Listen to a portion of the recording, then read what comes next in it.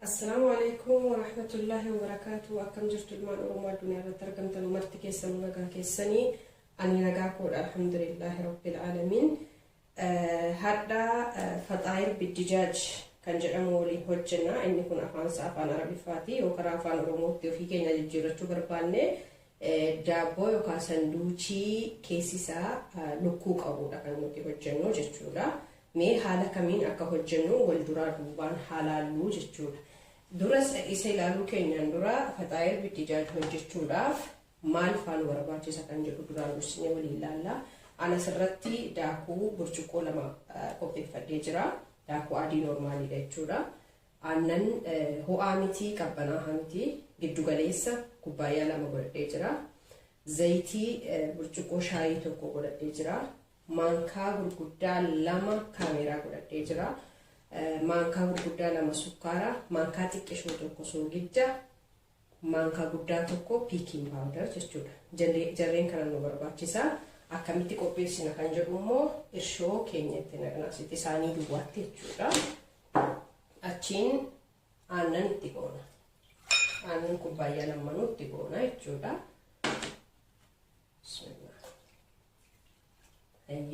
Kana lamaanii fi soogidda irshoo irratti naqamaan sukkaara irshoo irratti naqadda. Irshoochi akkasii atee kofa'uu fi nu gargaara jechuudha. Sukkaarri soogidda miti soogidda booda itti goona soogiddaaf piikiin paawudarii. Amma akkan erga goone kaanee xiqqoosii ammaassallee daqiiqaa 10 yookaan 8 akka ho'ina kichinii keessaniitiin antineettu kana amma sochoosee ka'ee keddanii daqiiqaa 10 yookaan 8 akka inni xiqqoosii kofa'uu ol kaa'aa jechuudha. Amma irshoon keenya kanatti kofa'ee jira. Duraan dursa daakuu kanatti godhanna. Achi booddee soogidda irratti goona daakuu irratti jechuudha. Soogiddichaaf daakuu erga waliin rukunneen booddee piikiin paawudarii dura isa kanatti goona. Daakuu fi soogidda erga waliin rukunneen booddee irshoo keenya xiqqoo daqiiqaa 10 kofa'ee jirana itti goona jechuudha. Achi booda kan erga gooneen booddee zayitii irratti goona. Zayitii piikiin paawudaris akka barbaadan irratti gochuu dandeessu. Akka fedha keessanitti waa tokko rakkina hin qabu. Namoonni gariin erga bukeessanii kaa'aniyyuu zayitiin akka harka daakuchi akka harka hin qabneef irra gochuu rakkina hin qabu jechuudha. Yoo danda'ame amma inni daakuchi keessaa dhumutti waan bukeeffattanuu akkanatti waliin namuu dandeessanii sana booda akka sirriitti isinii bukaa fakkaan itti hojjetu jechuudha.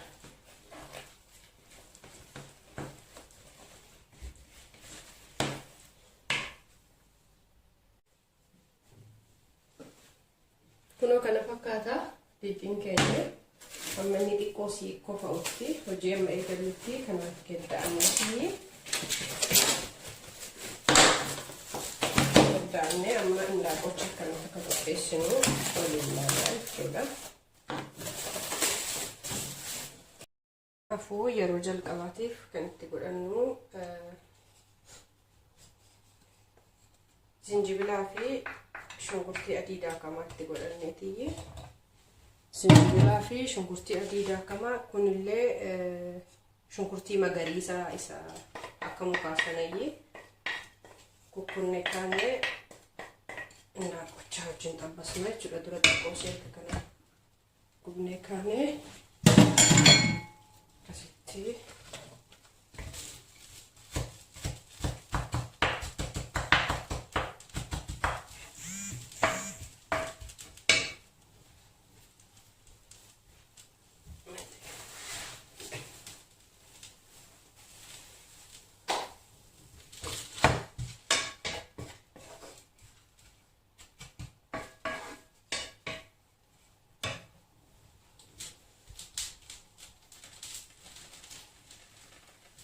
amma indaaqqochaa wajjin kan xabbasnu jarreen kanaadha. Shunkurtii adii zinjibilaa wajjin kan daakame, shunkurtii magariisa qobaatti kan kattafame waliin xabbasna. Kun qimamii wal makaadha. Wantoota hedduu wal makee qonda barbarreeffaadha. of keessaa qaba jechuudha. Kun immoo qirfaadha. Haddattiin itti dhaqa qobaatti. Indaaqicha akkanatti muree jira. Indaaqqii lapheedha. Isiniin jedhee jira. Dura fattalee ka'een sana booda xiqqoo sibiilaadhaan irra bahee kun kaarotii sila isin agarsiisee akkanatti faqaffaqee jechuudha. Qirtsii bareedaadha kan inni bahee. Inni kun immoo gimmaashii isaan fudhee qaaraa fufurdaa sana kan hin gubne jechuudha. Afaan Arabaatiin filfil ruumii jedhaniin. Amma haala kanaan jira jechuudha. Zayitiin itti godhadha. Yoo qabaatan zayituunii yookaan oliivaa olii fayyadama. Gaariidha jechuudha. Mi'aadha illee bareecha. Amma kun bilcheessee jira. Namoonni gariin dheedhiidhuma isaa hin bilcheessin duraan foonuma normaalii isaa kukkutanii ka'anii kan jedhe xabbasanii. Kanaafuu inni baay'ee bilchaachuu barbaada jechuudha inni xabbastan. Ani garuu bilcheessee ka'ee waan hin mureef hedduu xabbasuu nan barbaachisu. Maaliif sanduuqicha keessaallee qarsham jechuu qaba wantoonni nan itti baqaquu jechuudha kuduraalee. Kanaafuu amma itti galchaa jechuudha kan kun bilcheessee jira warra waan ta'eef.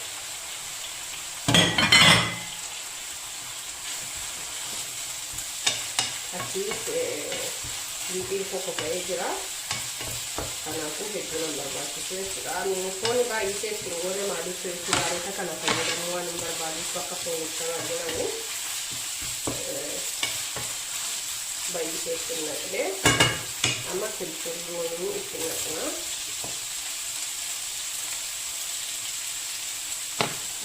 Kaarotichas irruma irratti itti naqna jechuudha. Maaliif dhaanni kuduraalee kun baay'ee bilchaatee akka halliichaa ta'uu hin qabu kanaaf.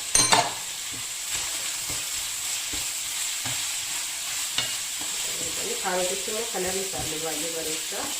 Yeroo immoo irraan deebisnee qibanii keenya itti naqne yeroo caalaa godha. Kana fakkaata jechuudha.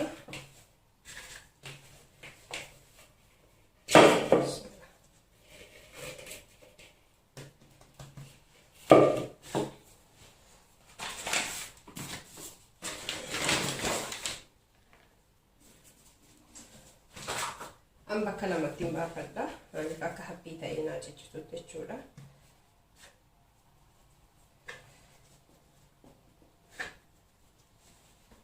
Tole.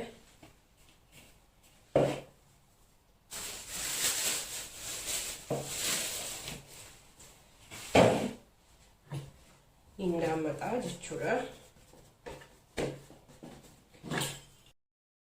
Fayyaa akkanatti erga dammaqnee kaanee Directly akkanatti murraa jechuudha.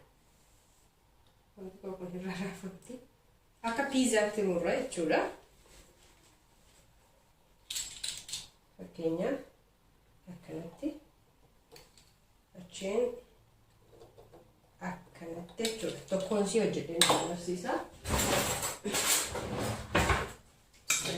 Kan argitanii sasla hojjedhee jechuudha. Hindaaqqoo wajjin soogidda qofa lanti naqu siin agarsiifne. Soogidda immoo akka mana keessanii yookaan akka barbaadanitti jechuudha. Namoonni gariin soogidda baay'ee fayyadamanuu dhukkuba waan argattee waan jiruuf akka fedhii keessaniitti soogiddi baay'ee fardeen qabu akka feetanitti hojjetachuu waan dandeessanuuf jedheetan isin agarsiifne jechuudha. Tole amma ishee kana asirratti qirsii baasuu qaba duraanii akkam barbaacha akka fedhii kootiitti waan hojjedhuuf si agarsiisaa jira. Akka fedhii keessanii immoo suntu beekaa. Tole. Kana lamaan amma walitti deebisa jechuudha. Achiin akkana godha. Giffilii waan jedhamtu wayii jirti daabboon biyya kanaa. Isin bira akka ta'e beeku.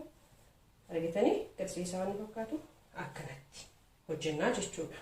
Hunduma isaatu akkasitti hojjenna. Tolee. Hayyee amma inqulaalii isii bicaa isii barbaannaa. Qopheessinee dhufnee jirra. An haala kanaan hin qopheesse isin haala barbaadanii gochuu ni dandeessanii. Kanarratti abbaan barbaade aannan naquu danda'a. Ani immoo kalii godhane kalii xiqqoo si godhee jira. Aannan illee gochuu ni dandeessanii garuu ammaaf aannan hin fayyadamu kalii qofa fayyadama. Kal jechuun yaa kalii manatti fakkaata. Oda achittoo jiran manatti fakkaatanii foolii killee akkanaaf balleessuu kan itti fayyadame jechuudha. Isinis yoo barbaadan itti fayyadamuu dandeessanii yookaan immoo aannan qofallee itti fayyadamuu dandeessanii. namoonni gariin zayitii illee itti godhanii jechuudha akka fedhii keessaniiti.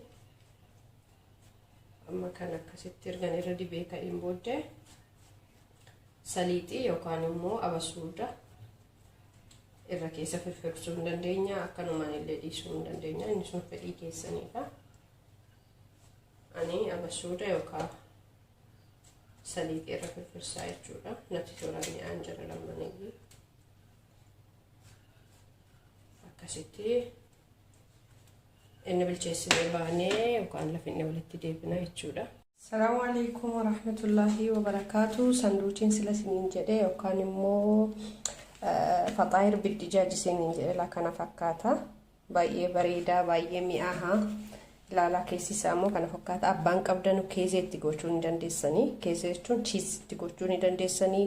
Inni hin barbaannes immoo haala kanaan akkanatti fayyadamuu danda'a. Argitanii baay'ee hoffaadha. Ol deebi'eentini jedha akka daabboo difoo jechuudha.